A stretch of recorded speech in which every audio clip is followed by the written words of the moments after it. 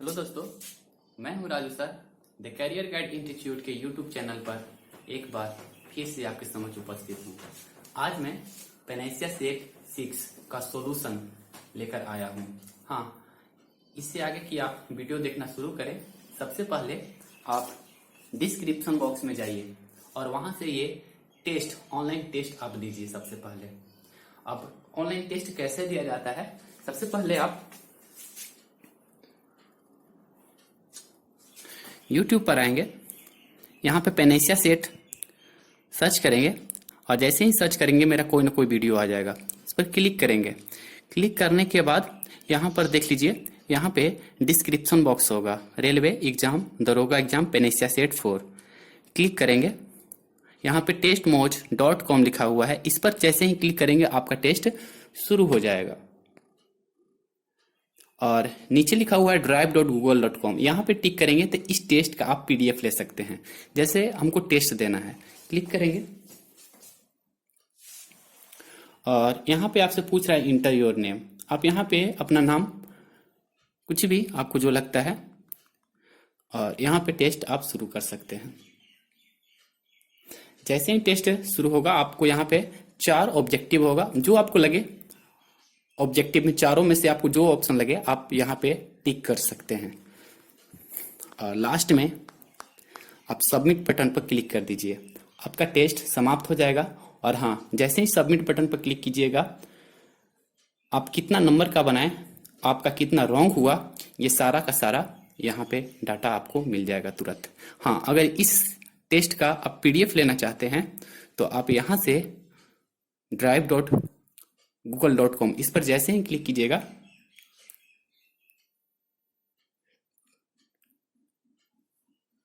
ठीक है, यहाँ पे आप टिक कीजिए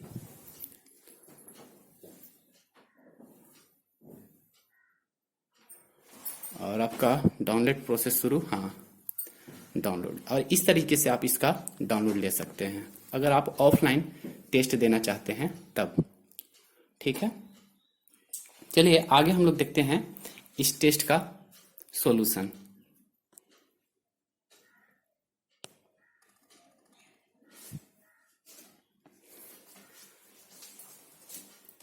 प्रश्न है, एक समलंब की 2 समांतर भुजाएं। एक समलंब चतुर्भुज बना लीजिए, ये समलंब चतुर्भुज हो गया, ये 2 समांतर भुजा हो गया। दिया हुआ है एक 16 मीटर का है तो दूसरा 20 मीटर का है। यदि उनके बीच की दूरी 10 सेंटीमीटर है, ये बीच की दूरी ये 10 सेंटीमीटर है, तो उसका क्षेत्रफल क्या होगा, एरिया। 1/2 गुने समांतर भुजाओं का योग, तो ये हो जाएगा 32, 20 और 16 32, गुने ऊंचाई कितना हो जाएगा 10, ये हो जाएगा 16, सॉरी 36 हो जाएगा, सॉरी 36, तो ये हो जाएगा आपका 18, 180, तो आंसर हो जाएगा आपका डी। फार्मूला इसका होता है 1/2 गुने समांतर भुजाओं का योग। समांतर भुजा कितना हो जाएगा 16 और 20 कितना 36। तो देखा जाए तो इस प्रश्न को आप बिना लिखे हुए भी मन में भी कैलकुलेशन कर सकते थे, क्योंकि 1/2 गुने समांतर भुजाओं का योग होता है और यहाँ पे साफ तौर पर लिखा हुआ है समांतर भुजाएं 16 और 20 है। ठीक है, तो 16 और 20 अगर समांतर भुजाओं का योग कर लेते हैं तो यहीं पे आ जाता है 36, और 36 का आधा कितना हो गया 18, और गुने ऊंचाई, ऊंचाई कितना है आपका, ऊंचाई है आपका 10। ठीक है, तो साफ तौर पर पता चल रहा है 18 गुने 10 यानी कितना हो जाएगा 180। अगर आप चाहे तो मन में भी इसका कैलकुलेशन कर सकते हैं। नेक्स्ट प्रश्न है, ए और बी मिलकर किसी काम को 6 दिन में करते हैं। ए अकेला 9 दिन में करते हैं, तो बी अकेला उसे कितना दिन में करेंगे। आप दोनों का एलसीएम ले लीजिए, दोनों का एलसीएम होगा 9 छक 54, सॉरी 9 छक 54 भी ले सकते हैं, एक्चुअली 9 18 भी ले सकते हैं। मान लिया जाए कि 18 ईंट इसको उठाना है। ठीक है, ए और बी मिलकर 6 दिन टाइम लेते हैं, मतलब साफ है कि एक दिन में ये 3 ईंट जोड़ता होगा, तो इसकी ये क्षमता निकला किसका क्षमता निकला? क्षमता निकला ए और बी का। क्षमता क्या है? एक दिन में 3 ईंट जोड़ने का। और ए 9 दिन में करता है, इसका मतलब है कि ए का क्षमता है एक दिन में 2 ईंट जोड़ने का। आपसे प्रश्न है कि बी अकेला उसे कितना दिन में काम करेगा, उस काम को कितना दिन में करेगा। काम क्या है? 18 ईंट जोड़ने का। तो अगर हम ये निकाल लें कि बी जो है एक दिन में कितना ईंट जोड़ता है, तो हम निकाल सकते हैं। तो टाइम ऑफ बी बराबर कितना ईंट जोड़ना है? 18 ईंट जोड़ना है। अच्छा हाँ, यहां पर देखिए ए और बी मिलकर एक दिन में कितना ईंट जोड़ता है? 3 ईंट जोड़ता है। और ए जो है 2 ईंट जोड़ता है। मतलब साफ है कि बी जो है एक दिन में 1 ईंट जोड़ेगा। ठीक है, तो बटा 1, यानी कुल मिला के कितना हो गया? काटना जरूरी नहीं है, काटना 18 दिन। ये हुआ 18 ईंट प्रतिदिन। और जोड़ रहा है कितना? 1 ईंट। ठीक है, तो बच गया कितना आपका? 18 दिन। 18 दिन में वह पूरा काम करेगा। अगला प्रश्न है आपका 15%, 20% और 25% का एकल छूट क्या होगा? 15%, 20% और 25%। देखा जाए तो इसे 2 तरीका से बनाया जा सकता है। ठीक है, आप जो मेथड से बनाए, एक a plus B plus A B by 100 से भी बना सकते हैं, और एक है कुछ इस तरीके से भी बना सकते हैं। मान लिया जाए कि वस्तु का क्रय मूल्य 100% है। अब 15% छूट हो गया, तो विक्रय मूल्य कितना हो जाएगा? 85/100। कोई डाउट? ठीक है, गुना। चलिए आप ये देखिए, 20% छूट दिया तो विक्रय मूल्य कितना हो जाएगा? 80/100। ठीक, और 25% छूट देगा तो कितना बच जाएगा? तब ये बच जाएगा आपका 75/100। ये आपका विक्रय मूल्य हुआ। ठीक है, आप परसेंटेज को तोड़िएगा तो 1/100 यानी 100 से 100 कैंसिल हो जाएगा। चलिए देख लेते हैं, जो भी आएगा ऊपर में आएगा विक्रय मूल्य और नीचे है आपका क्रय मूल्य। आपको यहां से ये पता चल जाएगा कि कितना छूट मिला। देखिए 25 या 75, 25 4 100। ठीक, आप यहां से भी काट सकते हैं। 4 दूनी 8, 5 दूनी का 10। ठीक, 4 से 4 कैंसिल, 17 बचे 85,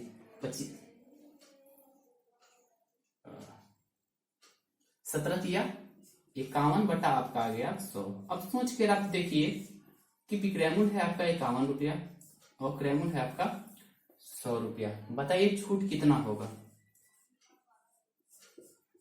छूट हो जाएगा 49 रुपया, यानी कि 49%। देखा जाए तो 49/100 गुने 100% अगर आप कीजिएगा तो आपका आंसर आ जाएगा 49%। एक मेथड तो ये हुआ। एक और मेथड है, a plus B plus A B by 100 से निकाल लेते हैं। देखिए अगर आप लोग को पता होगा तो चूंकि छूट है इसलिए चिन्ह क्या होगा? माइनस। अगर आप -20 -25 और माइनस माइनस जुट के हो जाएगा प्लस 20 गुने 25/100। ठीक है, 20 5 100 50 25, ये हो जाएगा -45 प्लस 5 हो जाएगा -40%। और यहां से आप ले लीजिए 15%। अब ये दोनों को निकाल दीजिए, -15 -40 माइनस माइनस हो जाएगा आपका प्लस 15 गुने 40/100 कैंसिल, 5 से 15।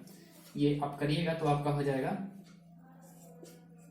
-55 प्लस 6% बराबर -49%। ये माइनस इशारा करता है छूट की ओर, यानी कि कितना परसेंट का छूट? एकल छूट होगा आपका 49%। प्रश्न दिया गया है, एक विक्रेता ने एक वस्तु 6% हानि पर बेचा। देखिए आप कोशिश कीजिए कि इस तरह के प्रश्न आप मन में ही कैलकुलेट कर लें। ठीक है, एक विक्रेता ने एक वस्तु 6% हानि पर बेचा। देखा जाए तो कितना में बेचा? 94% में। ओके, यदि उसने उस वस्तु को 64 रुपया अधिक में बेचा होता तो 10% का लाभ होता। अब आप सोचिए 10% का लाभ होता मतलब 110%। अब एक तरफ ये है आपका 94% और ये है आपका 110%। दोनों में अंतर कितना का होगा? दोनों में अंतर होगा आपका 16% का। 16% बराबर कितना हो जाएगा? 64 यानी कि 64। तो आपसे पूछ रहा है कि उसकी लागत कितनी होगी। लागत यानी कि क्रय मूल्य, कॉस्ट प्राइस क्या होगा। देखिए एक विक्रेता ने एक वस्तु 6% हानि पर बेचा, यानी कि एसपी बराबर SP1 हो जाएगा आपका 94%। यदि उसने उस वस्तु को 64 रुपये अधिक में बेचा होता तो 110% का लाभ होता, यानी कि SP2 बराबर कितना परसेंट हो जाएगा आपका? 110% का। देखिए आप गौर से, यहां पे है आपका क्रय मूल्य 100%, शुरू बार में आपका SP1 है आपका 94% और SP2 है आपका 110%। गौर से आप देखिए दोनों में कितना का अंतर है? 10 यहाँ पे होगा और 4 यहाँ पे होगा, यानी कितना परसेंट? सॉरी, यहाँ पे हो जाएगा आपका 6 और यहाँ पे हो जाएगा 10 अच्छे हो जाएगा 16%। तो यहाँ पे साफ को तौर पर करें, यदि उसने उस वस्तु को 64 रुपया अधिक में बेचा होता पहले, अब इसका विक्रय मूल्य कितना है? 6% हानि। यदि 64 रुपया अधिक में बेचा होता, यानी कि यहां से यहां 64 रुपया अधिक में बेचा होता, यानी यहां से यहां तक की दूरी कितना रुपया हो गया? 64 रुपया हो गया। दोनों परसेंटेज में कितना का अंतर? 64 रुपया। तो कितना परसेंट बराबर 64? 16% बराबर 64। तो 100% बराबर कितना हो जाएगा? 16 के 64 यानी कि 1300 रुपया। आंसर हो जाएगा ए। नेक्स्ट प्रश्न है आपका, एक व्यक्ति धारा के प्रतिकूल दिशा में 12 किलोमीटर पर आवर तथा अनुकूल दिशा में 18 किलोमीटर पर आवर की गति से नाव चलाता है। तो आपसे प्रश्न है कि बताइए वह व्यक्ति शांत जल में किस गति से नौका चलाएगा। ठीक है, लिखते हैं सोल्व। हाँ, एक बात और, मेरा कोई भी वीडियो आप देखिए तो डिस्क्रिप्शन बॉक्स जरूर चेक कीजिएगा। उस वीडियो से रिलेटेड आपको हम कुछ ऑब्जेक्टिव क्वेश्चन नीचे डिस्क्रिप्शन बॉक्स में हम डाल देते हैं, तो आप वहां से ऑनलाइन टेस्ट भी दे सकते हैं। जैसे ज्योग्राफी है, आप वहां से ज्योग्राफी का भी चैप्टर वाइज आप टेस्ट दे सकते हैं। अगर बायो का, तो बायो में आप देख सकते हैं चैप्टर वाइज आपका उसमें ऑनलाइन टेस्ट होगा। खैर अभी तो हम बायो का टेस्ट नहीं डाले हैं, सेट नहीं डाले हैं, लेकिन जल्द ही हम बायोलॉजी का भी ऑनलाइन टेस्ट के साथ साथ वीडियो के साथ साथ टेस्ट भी आप लोगों को उपलब्ध कराएंगे। चलिए देखते हैं यहाँ पे, धारा के प्रतिकूल दिशा में 12 किलोमीटर, प्रतिकूल यानी कि x माइनस वाई बराबर कितना दिया हुआ है? 12, और अनुकूल दिशा यानी x प्लस वाई बराबर कितना दिया हुआ है? 18। आपसे पूछ रहा है नौका की गति। नौका ये x है नौका और y होता है धारा, तो ये हो जाएगा 2x बराबर कितना हो जाएगा? 30। तो x बराबर 15 किलोमीटर पर आवर। आंसर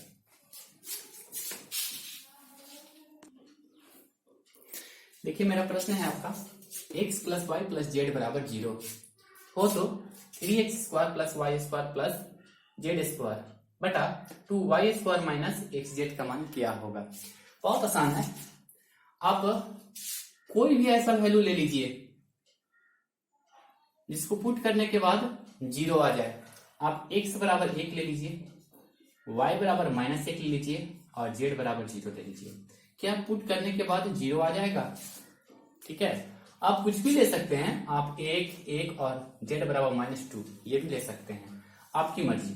लेकिन हाँ ध्यान रखिएगा, अगर ये वैल्यू इसमें पुट करे तो इन्फिनिटिव वैल्यू यानी कि इन्फिनिटिव है, मान नहीं आना चाहिए, आंसर नहीं आना चाहिए। ठीक है, यही ठीक है। तो चलिए इसमें हम पुट करते हैं x अच्छा यहाँ पे देखिए z बराबर 0 है, तो यहाँ पे z से तो कोई मतलब होगा नहीं और यहाँ पर भी z से कोई मतलब होगा नहीं, क्योंकि 0 पुट करेंगे, जोड़ेंगे घटाएंगे गुना करेंगे कोई फर्क नहीं पड़ेगा। यहाँ पे जोड़ेंगे या फिर घटाएंगे, गुना करेंगे तो फिर सारा का वैल्यू का मान 0 ही कर देगा। तो चलिए यहाँ पे 1 पुट करेंगे तो आ जाएगा 3, और -1 पुट करेंगे तो भी -1 का स्क्वायर भी 1 ही होता है, तो 3 1 हो जाएगा आपका 4/2 बराबर आंसर हो जाएगा 2।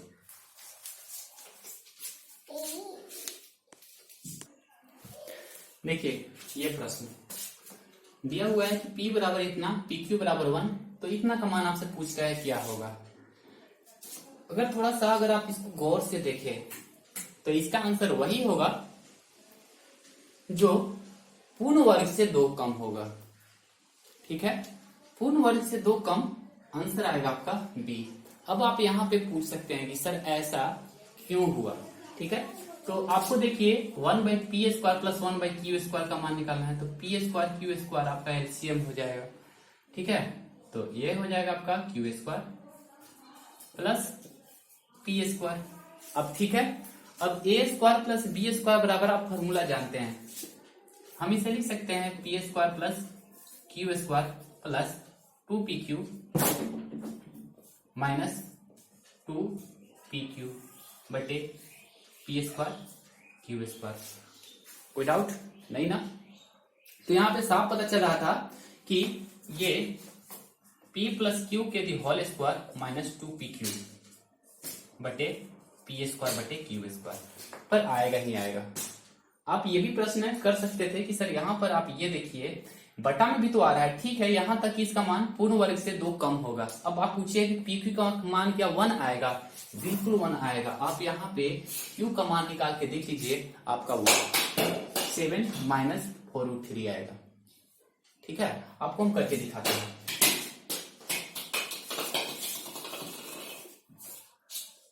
P बराबर है आपका 7 प्लस 4√3। ठीक है, तो Q बराबर हो जाएगा 1/P, इसका मतलब हो जाएगा आपका 1/7 प्लस 4√3। अगर आप सोच के देखिए P और Q को आपस में गुना करेंगे तो कितना वैल्यू होना चाहिए? 1। तो P और Q का मान आप यहाँ पे अगर 1 डालते हैं, ठीक है, तो पूर्ण वर्ग से कितना कम होना चाहिए आंसर? क्योंकि PQ का मान यहाँ पे दे रखा है, PQ को बराबर कितना दे रखा है? 1। आप यहाँ पे अगर आप 1 मान पुट करते हैं, ठीक है, तो ये हो जाएगा P प्लस Q का भी होल स्क्वायर माइनस 2 बटे, इसका मान अगर 1 देते हैं तो बटा 1। मतलब आप ये देखिए P प्लस Q का भी होल स्क्वायर माइनस 2 बटा 1, यानी कि आपका आंसर वही हो जाएगा जो पूर्ण वर्ग से कितना कम होगा? 2 कम होगा। ठीक है, तो आप यहाँ पर देख के एक लाइन में बता सकते थे कि पूर्ण वर्ग से 2 कम वाला ही आंसर होगा, यानी कि आपका आंसर हुआ 194 ऑप्शन के अनुसार। चलिए पूरा बनाकर देखते हैं कि इसको कैसे बनाया जाए। देखिए PQ बराबर दिया हुआ है 1, तो Q बराबर हो जाएगा 1/P बराबर 1/7 प्लस 4√3। इसका हल का प्रमेयकरण करेंगे तो ये आपका हो जाएगा 7 माइनस 4√3 बटे 7 49 माइनस 16 48, ये हो जाएगा 7 माइनस 4√3। ठीक है, अब इसमें आप इसका मान पुट कर दीजिए, आपका आंसर आ जाएगा। अगर कि PQ बराबर कितना है? इतना आ गया। ठीक है, अब यहाँ पे P का मान आएगा आपका 7 प्लस 4√3 और Q का मान है आपका 7 माइनस 4√3 का दी होल स्क्वायर माइनस 2 बटा कितना 1, कैंसिल 7 14 का स्क्वायर माइनस 2 यानी 196 माइनस 2। देखा जाए तो इसको इस तरह से बनाया जा सकता है, लेकिन देखा जाए तो काफी लंबा बन रहा है। तो डायरेक्ट आप यहाँ पे आप सोच सकते थे कि ऊपर में जब भी आएगा तो P² प्लस Q² ही आएगा, और P² प्लस Q² बराबर होता है P प्लस Q का the whole square minus 2PQ, और PQ का मान कितना दिया हुआ है? 1 दिया हुआ है। इसका मतलब वही मान होगा जो पूर्ण वर्ग से कितना कम होगा? 2 कम होगा। देखिए प्रश्न दिया हुआ है, यदि A प्लस B बटा C बराबर 6/5 तथा B प्लस C बटा A बराबर 9/2, तो A प्लस C बटा B, देखा जाए तो ये अनुपात का क्वेश्चन है। और अगर हीट एंड ट्रायल से देखे तो इसका आंसर साफ पता चल रहा है कि आंसर जब भी होगा D ही हो सकता है, इसके अलावा इसका आंसर कोई हो ही नहीं सकता है। अब इसके पीछे लॉजिक देखते हैं हम लोग। यहां पर देखिए क्या क्या है, ए है, बी है, सी है। अगर ए, बी और सी तीनों को जोड़ लेते हैं तो 6 5 11 यूनिट का होगा। ठीक, अब यहां पर देखिए बी, सी और ए अगर सबको जोड़ लेते हैं तो क्या यूनिट का होगा, 9 और 2 11 यूनिट का होगा। ठीक है, तो इसका मतलब साफ है कि इसमें भी ए, बी और सी है। अगर तीनों को जोड़ लेते हैं तो 11 यूनिट आपका आंसर आने वाला है। यहां पर देख लीजिए आंसर आ जाएगा आपका 14 यूनिट, जो कि गलत है। दोनों को जोड़ते हैं तो 18 यूनिट गलत, 18 यूनिट गलत, 11 यूनिट सही। ठीक, चलिए यहां पर देखिए, अच्छा ए, बी, सी तीनों को जोड़ के 11 यूनिट है और यहां पर भी ए, बी, सी जोड़कर 11 यूनिट है। तो सी का यूनिट का है, सी है आपका 5 यूनिट का, और ए का यूनिट का है, ए है आपका 2 यूनिट का, तो बी का यूनिट का होगा। देखिए ए और बी मिलकर है 6 यूनिट, यानी साफ है कि ए और बी मिलकर जब 6 यूनिट है, ए 2 यूनिट है, तो बी कितना यूनिट का होगा, 4 यूनिट। आप यहां पर भी देख सकते हैं बी और सी मिलकर 9 यूनिट है, बी और सी मिलकर 5 4 9 यूनिट हो गया। ठीक है, तो ए प्लस सी बटा बी बराबर हो जाएगा आपका 5 + 2 डिवाइडेड बाई 4, यानी कि 7/4 आंसर।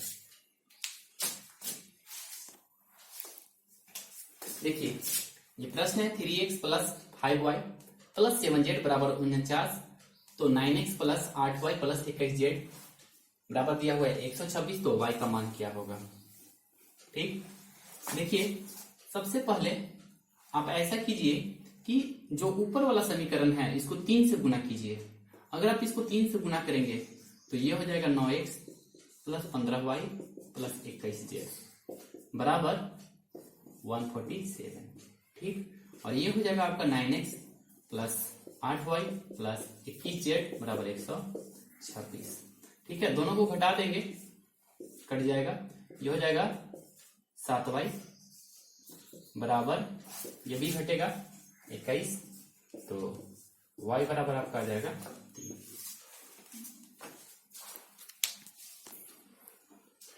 ये बहुत आसान प्रश्न है। आप tan 90 डिग्री माइनस थीटा बराबर आप लिख सकते हैं cot square theta minus cosec square theta into cosec square 90 degree minus theta बराबर होगा आपका sec स्क्वायर थीटा इंटू ये हो जाएगा आपका tan स्क्वायर थीटा।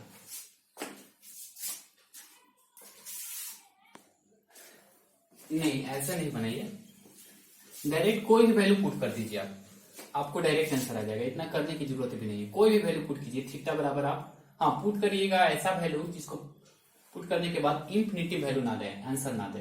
तो थीटा बराबर 45 डिग्री पुट कर लेते हैं, tan 45 का मान हो जाएगा आपका 1 और 1 का स्क्वायर यानी कि 1। 90 डिग्री माइनस 45 हो जाएगा sin 45, तो sin 45 का मान होता है 1/√2, 1/√2 का स्क्वायर यानी कि 1/2। यहाँ पे अगर 45 पुट करेंगे तो cosec 45 का होता है sin का उल्टा यानी कि √2 के स्क्वायर यानी कि 2 इंटू, और cos 45 का मान हो जाएगा आपका 1। ठीक है, यहां से इसका सोल्यूशन करेंगे तो आपका आ जाएगा 1/2 इंटू 2, कट के आएगा आंसर 1, आंसर हो जाएगा डी।